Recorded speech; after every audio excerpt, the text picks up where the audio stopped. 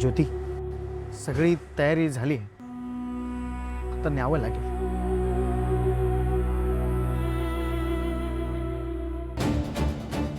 आम्हा सगळ्यांना माहितीये की ऍक्सिडेंट तुमच्याच घरातल्या एका माणसाने केलाय, पण तुम्ही ड्रायव्हरचा बळी देताय का तो गरीब आहे म्हणून?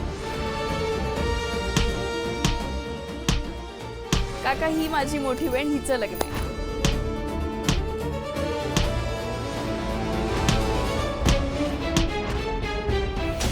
दादा, अरे काय करतोयस? मागे हो, मागे हो. काय चाललंय तुझं? जबाबदाऱ्यांचं ओझं डोक्यावर आहे म्हणून आत्महत्या करता येत नाही, पण जी चूक नाही, जो गुन्हा मी केलाय त्याचं प्रायश्चित्त घेता येतं का बघतोय. काय बोलतोयस तू? हो, कारण तेच खरं आहे. या मुलाला मी जन्म दिला हा गुन्हा आहे माझा. त्यांनी त्याच्या आईला मारलं तरी त्याला या घरात ठेवून घेतला हा गुन्हा आहे माझा. तो दुसरा माणूसही मेलाय. माझे सगळे आदर्श, माझ्या सगळ्या मर्यादा, माझा मान सन्मान स्वाभिमान धुळीला मिळवणारा हा. या जगात माझ्या इतका अभाग्य बाप दुसरा कुठला नसेल. आणि हे सगळं माझ्यामुळेच होतं. या सगळ्याला मीच जबाबदार आहे, मीच जबाबदार आहे.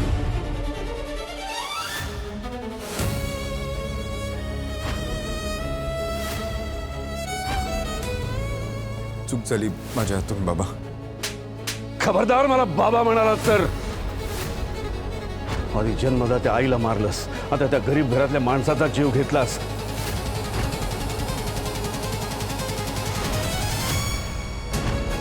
हा माझा मुलगा याने केला ऍक्सिडेंट. का मागे लागलायस आमच्या?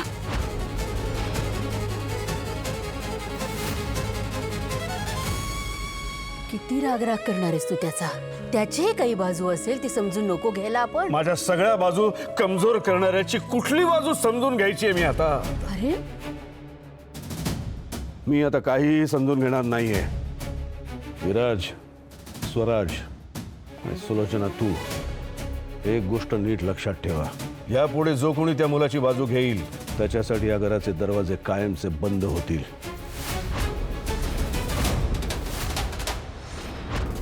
हे घर प्रामाणिकपणे कष्ट करणाऱ्या सुसंस्कृत माणसांचं आहे.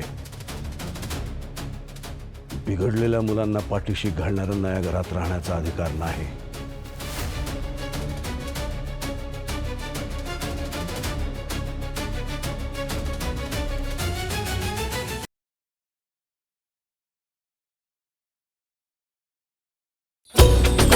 दीप ज्योति